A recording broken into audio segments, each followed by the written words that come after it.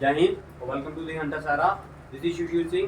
तो आज हम एक नए टॉपिक की शुरुआत करने जा रहे हैं जिसका नाम क्या है, सेल। ठीक है, मोस्टली हर एक एग्जाम में पूछे जाने वाला ये टॉपिक है। क्लास 8th में भी ये यूनिट है आपका सेल, क्लास 9th में भी है, आगे 11th में भी होगा। हमने बेसिकली जो स्टडी करना है with respect to the competitive exam के विद रिस्पेक्ट। सबसे पहली बात जो ये वर्ड है सेल, ये एक साइटो वर्ड से आया। किस वर्ड से आया है? साइटो वर्ड से आया। किस वर्ड से निकला है? साइटो वर्ड से निकला है। ठीक है, और जो सेल की स्टडी होगी उसे हम क्या बोलेंगे? साइटोलॉजी। क्या बोलेंगे? साइटो। क्लियर? दो वर्ड बताए। किस वर्ड से ओरिजिनेट है ये? साइटो से। और इसकी जो स्टडी होती है उसे हम क्या बोलते हैं? साइटोलॉजी बोलते हैं। ठीक है, अब इसको डिस्कवर किसने किया था? इसको डिस्कवर करने वाले का बंदे का नाम क्या था? रॉबर्ट। कब किया था ये? 1665 में इसने क्या कर दिया था? डिस्कवर कर दिया था। लेकिन जो इसने ये सेल डिस्कवर किया था, ये कौन सा सेल था? डेड सेल था। कौन सा था? डेड सेल था। ये कौन सा सेल था? Dead cell. ठीक है, और इसने किस स्पेसिमेन का यूज किया था इसको डिस्कवर करने के लिए? That is cork. कॉर्क देखिए आपने? कॉर्क देखा है कभी? कॉर्क को जो विस्की वगैरह वाली बोतल आती है ना, उसके अंदर क्या होता है? मतलब एक मटेरियल उन्होंने बांधा होता है, ढक्कन टाइप लगाया होता है अंदर उसके। ठीक है, कभी देखोगे ना उसको, जैसे दूसरे तरफ बताऊं, पिक्चर दिखा देता हूं। ठीक है, तो इसने जो स्पेसिमेन यूज किया था उसका नाम क्या था? कॉर्क। क्या था?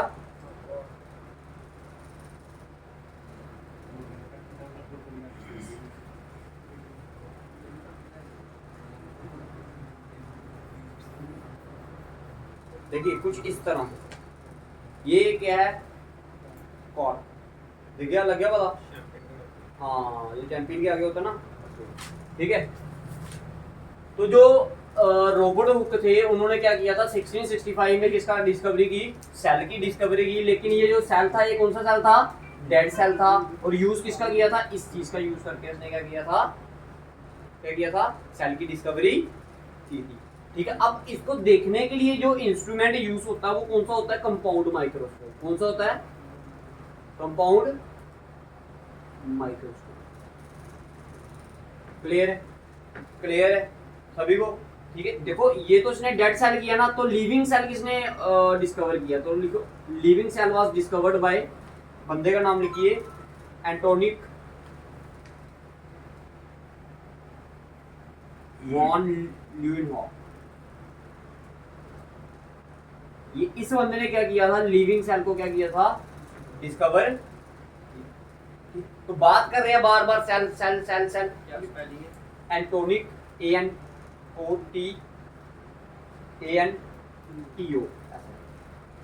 ANTO एंटोनिक van ल्यूवेनहॉफ। क्लियर है? इसने क्या किया था? ये डिस्कवर किया था। कौन सा? Living cell was discovered by Antonie van Leeuwenhoek. But जो फर्स्ट टाइम जो किया था वो किसने किया था? रॉबर्ट हुक ने किया था। लेकिन किया कौन सा था? Dead cell. इस स्पेसिमेन का यूज किया था कॉर्क का। क्लियर है? अब बात कर रहे हैं बार बार क्या? Cell cell cell. तो सेल क्या होता है भाई? Basic unit of life. क्या है ये? बेसिक यूनिट ऑफ क्या है? Life. Basic unit of life, और we can say that functional unit of life. हमारी बॉडी का कोई भी हिस्सा ऐसा नहीं होगा जो सेल से ना बना हो। हर एक चीज किसकी बनी है? सेल की। तो functional unit of life, without it life can not be possible. ठीक है, देखो सबसे जो छोटा हिस्सा हमारी बॉडी का है ना, स्मॉलर यूनिट कह सकते हो आप, वो क्या है? हमारा सेल। क्या है? सेल। अब देखिए सेल से ही क्या बनता है भाई? टिश्यू बनता है। सेल से क्या बनता है? टिश्यू। और टिश्यू से क्या बनता है? ऑर्गन बनता है। और ऑर्गन से ही क्या बनता है? ऑर्गन सिस्टम बनता है। क्लियर है? और ऑर्गन सिस्टम क्या बनाते हैं आगे जाके? हमारी ह्यूमन बॉडी बनाती है, कोई भी बॉडी। देखिए इसको क्या किया है? एक घर के साथ कंपेयर किया गया। किसके साथ कंपेयर किया गया है? घर के साथ। जो सेल है मान लो वो क्या है? आपकी ब्रिक्स है। क्या है? ईंटें हैं। ईंटें जब आप क्या करते जाओगे, एक के साथ एक ईंट लगाओगे तो क्या बनाएगा? दीवार बनेगी। जब दीवारें बन जाती हैं तो फिर क्या बनता है? एक क्या बनता है? रूम बनता है। और रूम से ही क्या? आपका एक घर। क्लियर है? तो सेल क्या है, सेल से ही आपके क्या बने, टिश्यूज बने, छोटे छोटे टिश्यूज बने, टिश्यूज ने क्या किया, ऑर्गन बनाया, जैसे आपका हार्ट बना दिया, ठीक है, फिर हार्ट बना दिया, या फिर आपके लंग्स बना दिए, फिर और लंग्स के साथ भी और बड़ी सारी चीजें बनाई होंगी, ठीक है। तो उसी लंग्स का जो ये पूरा सिस्टम होगा ये क्या बनाएगा, ऑर्गन सिस्टम बनाएगा, और वो किस सिस्टम के अंदर आ जाएगा, रेस्पिरेटरी सिस्टम के अंदर। और डिफरेंट ऑर्गन्स मिलकर आपके क्या बनाते हैं, ह्यूमन बॉडी बनाते। समझ आया सेल के बारे में भाई? विदाउट सेल एंड हम क्या कर सकते हैं, जी ही नहीं सकते, क्योंकि सेल से ही हम क्या करें हैं, बने हुए। तो इधर तक क्लियर है सभी? ठीक है। इसको स्मॉलेस्ट यूनिट ऑफ लाइफ भी बोलते हैं, क्या बोलते हैं इसको, स्मॉलेस्ट यूनिट ऑफ। बताओ जी, जितनी चीजें अभी तक बताई उतनी समझ आ गई सभी को? हाँ जी, आ गई सभी को समझ, पक्का? अब बात करते हैं सबसे स्मॉलेस्ट और लार्जेस्ट सेल की। देखो दो मामले में बात करेंगे हम, एक विद रिस्पेक्ट टू वर्ल्ड, एक with respect to human body. देखो अगर मैं आपको बोलूं with respect to world, world के अनुसार, वर्ल्ड के अनुसार जो सबसे लार्जेस्ट सेल है, लार्जेस्ट सेल कौन सा है, ऑस्ट्रिच का शुतुरमुर्ग होता है ना, उसका जो अंडा है वो क्या है, सबसे बड़ा क्या है, सेल है। सबसे बड़ा सेल कौन सा है, ऑस्ट्रिच। क्लियर है? ये स्मॉलेस्ट सेल, ये विद रिस्पेक्ट टू वर्ल्ड बता रहा हूं, अगर ह्यूमन बॉडी के विद रिस्पेक्ट नहीं बताया, इसको लिखिए माइकोप्लाज्म। क्लियर है भाई? वर्ल्ड के विद रिस्पेक्ट लार्जेस्ट वाला कौन सा है, ऑस्ट्रिच एग, और स्मॉलेस्ट कौन सा है, माइकोप्लाज्म। अब with respect to human body, human body के अनुसार क्या होता है जी, जो सबसे लार्जेस्ट है वो कौन सा है आपका, ओवम। क्या है, ओवम। और जो सबसे स्मॉलेस्ट है that is sperm cell. Clear है? ये तो मैंने बताया लार्जेस्ट और स्मॉलेस्ट, कौन से, एक बताया लार्जेस्ट और एक बताया स्मॉलेस्ट। अगर मैं आपको पूछूं लॉन्गेस्ट की बात, देखो लॉन्गेस्ट अलग चीज है, लार्जेस्ट क्या है, अलग। ठीक है, तो longest cell in human body is, देखो कई जगह पर क्या लिखा है, नर्व सेल, और यही क्या होते हैं आपके, न्यूरॉन्स, इधर ही होते हैं आपके। ठीक है, न्यूरॉन भी कई बार आपको न्यूरॉन दे सकते, कई बार नर्व सेल, नर्व सेल ही बेसिकली क्या है आपके, न्यूरॉन। और ये कहां पर प्रेजेंट होता है न्यूरॉन, हमारे ब्रेन का जो मोस्टली 80% पार्ट है वो क्या है आपका, न्यूरॉन से बना हुआ। किससे बना हुआ है, न्यूरॉन से या फिर नर्व सेल से बना हुआ है। बताओ क्लियर है? कौन सा, हाँ ये स्मॉल।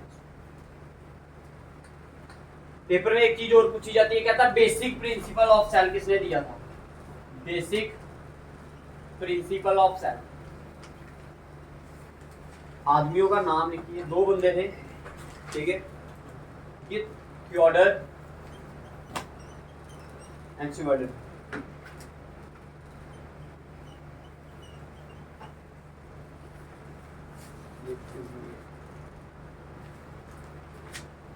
इन दो बंदों ने क्या किया था, बेसिक प्रिंसिपल ऑफ क्या दिया था, क्या दिया था।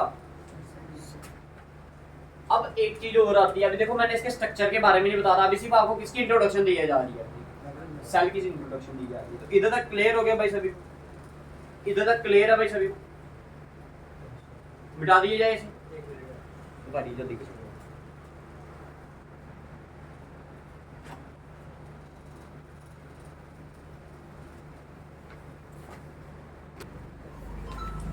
देखिए अब देखिए एक नई चीज आपकी इसके इसी के साथ ही ज्वाइन है, बेसिक प्रिंसिपल के साथ आती है, वो आपकी मिटा दें। ठीक है, बेसिक प्रिंसिपल के अंदर आती है that is division of cell. देखो डिवीजन ऑफ सेल, और आप बोलते हैं सेल टूटता है, ठीक है, टूटता नहीं, टूटना आप वर्ड यूज कर सकते हो, या फिर आप ऐसा बोल सकते हो कि सेल एक का क्या होता है, डबल होता है, लेकिन टूटता नहीं है, खत्म मतलब टूटता नहीं है, एक से क्या हो जाता है, वो डबल हो जाता। अब क्या मतलब है इसका कहने का, देखिए एक टॉपिक आता है आपका इसी के अंदर, division of cell, division of cell का। अब टूटना ही लगाकर चलिए मेन, ठीक है। अब क्या मतलब होता है टूटने का, क्या नहीं। अब ये कई मामलों में हमारे लिए क्या है, हेल्पफुल भी है, और कई मामलों में हमारे लिए क्या है, डेंजरस भी है। मतलब इसके फायदे भी हैं और क्या है, नुकसान भी हैं। ठीक है, स्पेलिंग देख लेना, ठीक है, इनके कुछ फायदे भी हैं और कुछ क्या है नुकसान भी है। अब मैं आपको पहले फायदे बताता हूँ डिवीजन ऑफ सेल के, उसके बाद इसके नुकसान बताए जाएंगे। देखो डिवीजन ऑफ सेल का मतलब आप मान लीजिए, जैसे सपोज करो आपको कहीं पर लग गई, हाथ पे कट आ गया, हाथ पे क्या आ गया, कोई कट वगैरह लग गया, ठीक है। अब जब कट लगा तो सेल भी क्या करेंगे, एक से क्या होंगे, डबल होने की क्षमता रखते हैं। क्या रखते हैं, एक से डबल होने की। जितनी ज्यादा वो डबल होंगे उतनी ही ज्यादा ही आपकी वो रिकवरी क्या होगी, जल्दी होगी। भाई जितनी जल्दी वो क्या होंगे आपके सेल डिवीजन होगी उनकी, उतनी ही जल्दी वो जो आपका घाव है, ठीक है, वाउंड है, वो क्या करेगा, कंपाइल होगा, वो क्या करेगा, उतनी ही जल्दी क्या करेगा, वो जुड़ेगा। ठीक है, तो डिवीजन ऑफ सेल क्या है आपके लिए, हेल्पफुल हो गया। क्या हो गया, अगर आपके बॉडी में क्या डिवीजन ऑफ सेल ना हो तो भाई घाव इतनी जल्दी नहीं बढ़ता। समझ आ गई मेरी बात। अब मैं कह रहा हूं कि ये हमारे लिए क्या है, नुकसानदायक भी है। मान लो ये एक पर्सन है, इसको क्या हो गया, कैंसर हो गया। क्या हो गया इसको, क्या हो गया, कैंसर हो गया। ठीक है जी, क्या हो गया इसको, कैंसर हो गया। अब अगर कैंसर हुआ तो सेल भी क्या हुआ होगा उसके साथ, डैमेज भी हो सकती है, या फिर आप उस सेल में भी क्या आएगा, कैंसर के लक्षण आए होंगे, आए होंगे ना। अब मान लो ये वो सेल है जिसमें कैंसर के लक्षण आ गए, किसके आगे, कैंसर के। अब इधर डिवीजन हुई, पहले मान लो एक ही सेल में क्या था, कैंसर था, जब इसकी डिवीजन होगी तो कितने सेल में हो गया, अब दो से भी क्या होगी, और डिवीजन होगी, ये कितने सेल में हो गया, चार के और डबल हो गए। फिर ये ऐसे ऐसे करके कैंसर भी क्या करेगा, with the division of cell cancer भी क्या करेगा, बढ़ेगा। तो ये हमारे लिए क्या है, नुकसानदायक भी। क्लियर है, इधर तक समझ आया। अब जो मेन बात आपको एक चीज और समझानी है, डिवीजन ऑफ सेल, सबसे ज्यादा जो डिवीजन ऑफ सेल होता है वो कहां पर होता है, लीवर में। कहां पर होता है, लीवर में। और सबसे कम कहां पर होता है, ब्रेन में।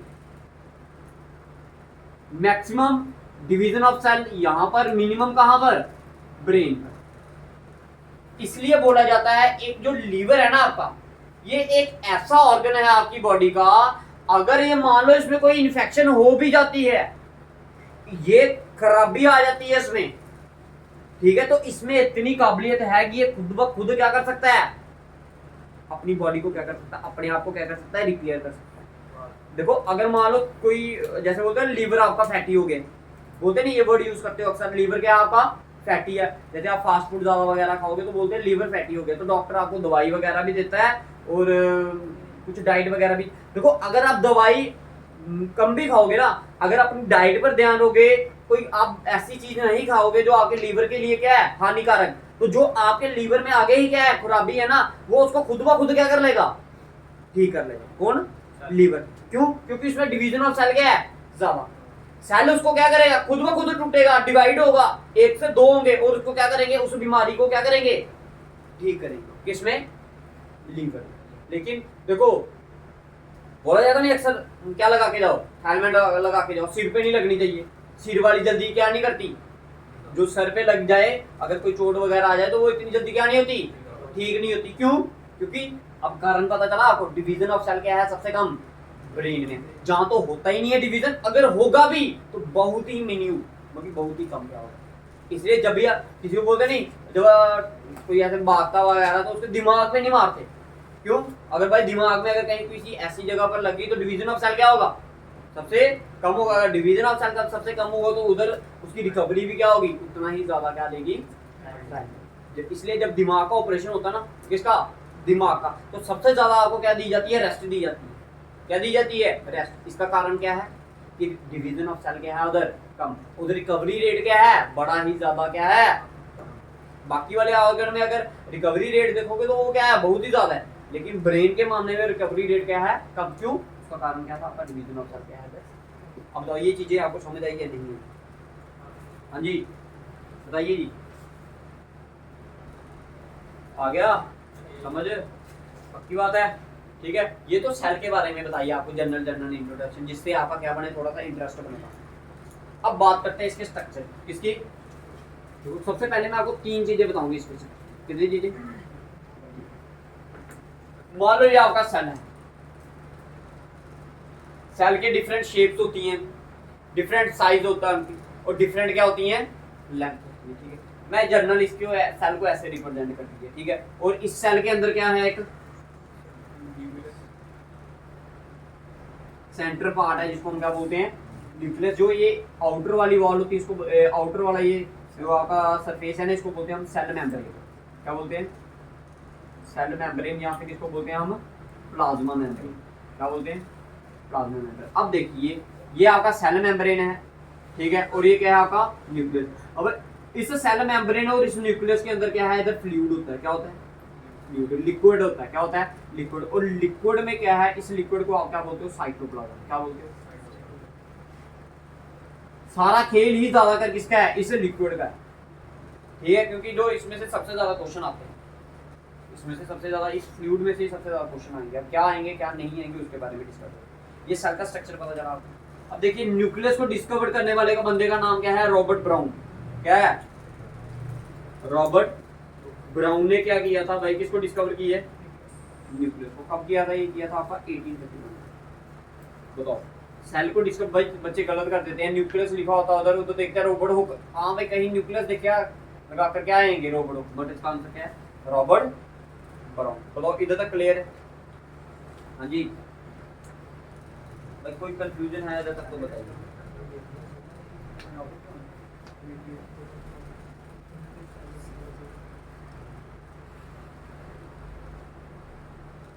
बात करते हैं सबसे पहले किसके बारे में? सेल मेम्ब्रेन के बारे में। किसके बारे में बात करने जा रहा हूं मैं? Cell membrane.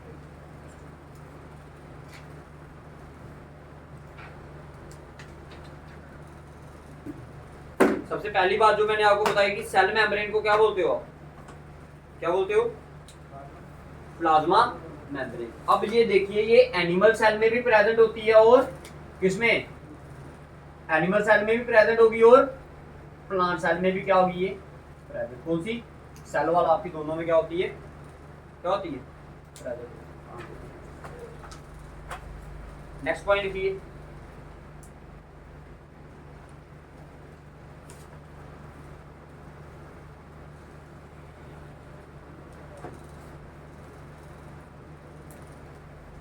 जो सेल वॉल होती है, सेल मेम्ब्रेन होती है ना, ये किसकी बनी होती है? प्रोटीन्स की बनी होती है। किसकी बनी होती है? प्रोटीन की बनी होती है। सेल मेम्ब्रेन किसकी बनी होती है? प्रोटीन की बनी होती है, ठीक है। और ये क्या करती है? आउटर क्या कहती है, ये जो सेल को क्या करती है? शेप देने का काम, करने का काम किसका काम होता है? ये सेल को क्या करती है? शेप प्रोवाइड करती है। कौन? सेल को क्या शेप प्रोवाइड करने का काम किसका है? सेल मेम्ब्रेन, ठीक है जी। ना इसकी अगर सरफेस ऐसा है, सर्कुलर है, तो ये सर्कुलर दिखेगा सेल, ठीक है। अगर और कोई कलर सपोज ऐसे है तो ये कैसे दिखेगा? ऐसे दिखेगा। ये किस पे डिपेंड होता है? आपका सेल की मेम्ब्रेन पे, ठीक है। अब देखिए सेल मेम्ब्रेन का काम एक और होता है, ये क्या करती है? कुछ मटेरियल्स को आपकी उस सेल के अंदर जाने देती है और कुछ मटेरियल को सेल के अंदर नहीं जाने देती। जिसको जरूरत होगी वही सेल सबसेंस को ये क्या करेगी? सेल के अंदर जाने की क्या देगी? अनुमति देगी, बाकी वालों को नहीं देगी। किसका काम है ये? सेल। बताइए इतनी चीजें क्लियर है?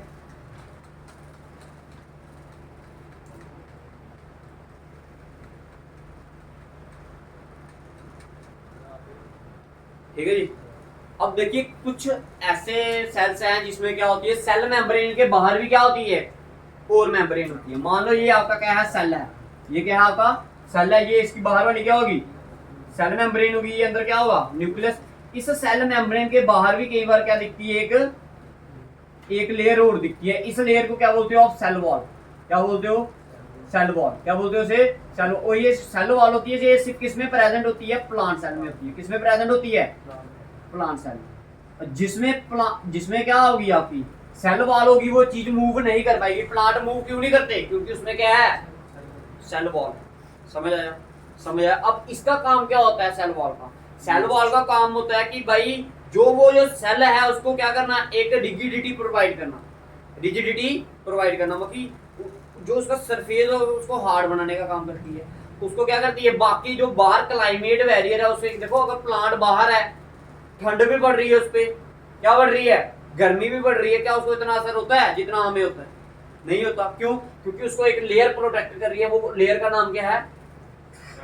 Cell wall. जब तेज हवाएं चलती है तो उस क्या कहती है? प्लांट को क्या करती है? प्रोटेक्ट करने का काम भी किसका है?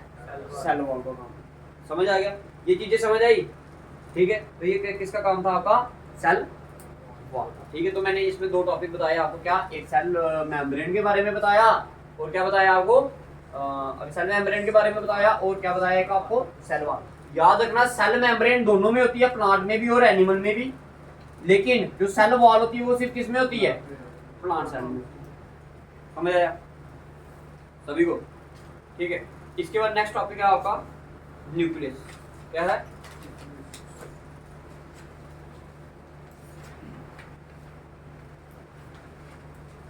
भाई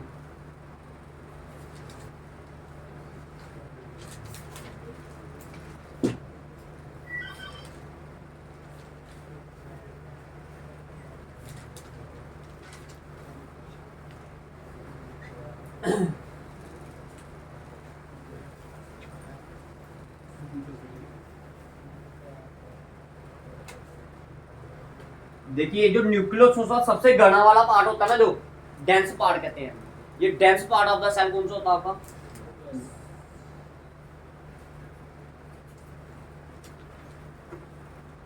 इसको बोलते हैं हम brain of the cell. Cell को जो भी इंफॉर्मेशन प्रोवाइड करेगा, जब ये काम करने के लिए बोलेगा वो कौन करेगा? न्यूक्लियस बोलेगा हाँ भाई ओए ये काम करना तुम्हें। किसको? सेल को कौन बोलता है? न्यूक्लियस। समझ आ गया? ये चीज समझ आई? डिस्कवर किसने किया था? इसका नाम बताया मैंने आपको, डिस्कवर बाय रॉबर्ट ब्राउन। तो क्लियर है? अब देखिए कुछ सेल्स होते हैं जिसमें न्यूक्लियस होता है और कईयों में न्यूक्लियस नहीं होता। ऐसे सेल्स जिसमें न्यूक्लियस नहीं होता उसे हम बोलते हैं प्रोकैरियोटिक सेल, और जिसमें न्यूक्लियस होता है वो बोलते हैं यूकैरियोटिक सेल। देखिए ये प्रोकैरियोटिक सेल, PROKRAYTS, ये इसकी टाइप है।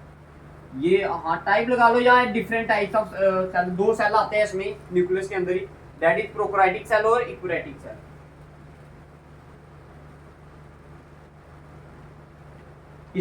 इसमें न्यूक्लियस क्या होता है? प्रेजेंट होता है, और इसमें न्यूक्लियस क्या नहीं होता? No nucleus. क्लियर है? सही क्लियर है भाई?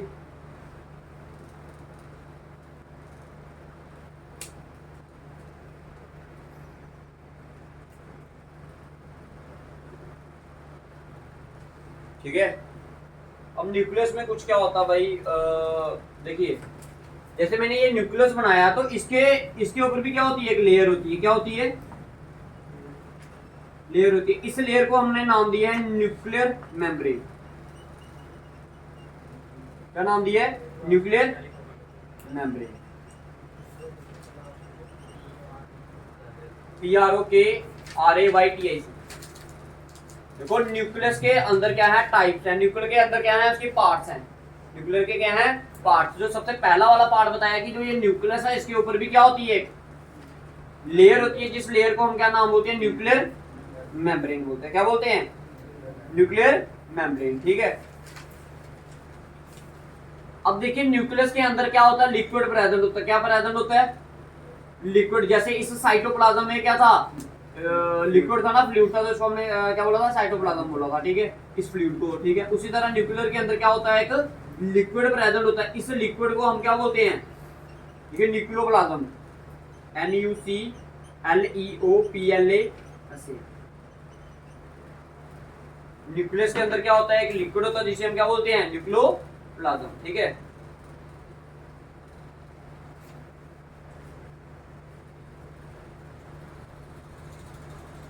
अब इस न्यूक्लियस के अंदर भी छोटी छोटी क्या होती है? स्फेरिकल बॉडीज होती है। इस न्यूक्लियस के अंदर क्या होती हैं?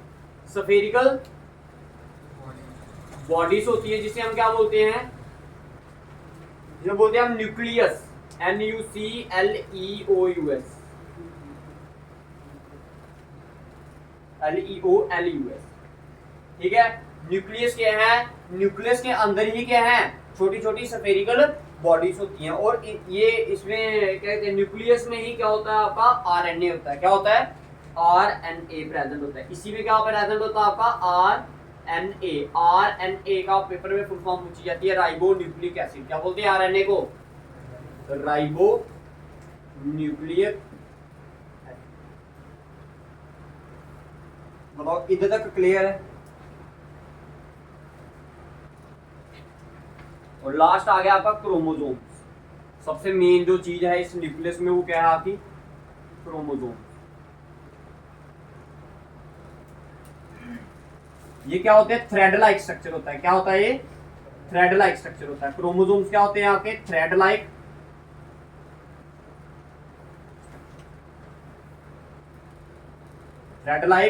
स्ट्रक्चर क्या होते हैं आपके क्रोमोसोम्स होते हैं। क्या होते हैं क्रोमोसोम्स के हैं आपके थ्रेड लाइक स्ट्रक्चर है जिसमें क्या प्रेजेंट है भाई डीएनए प्रेजेंट है। क्या है इसमें क्या प्रेजेंट होता है क्रोमोसोम्स में डीएनए। डीएनए की फुल फॉर्म डीऑक्सीराइबोन्यूक्लिक एसिड। क्या बोलते हैं इसे डीऑक्सीराइबोन्यूक्लिक। भाई इस क्रोमोसोम्स का काम है जो हमारा जेनेटिकल मटेरियल है उसको हमारे पेरेंट्स से हमारे तक पहुंचाने का काम किसका है डीएनए का। जैसे अगर किसी के फादर की हाइट क्या है ज्यादा तो उनके बच्चे भी ज्यादा का चांसेस होते हैं क्या है लंबे होंगे। अगर किसी के फादर की हाइट क्या है छोटी है तो उसके जो होंगे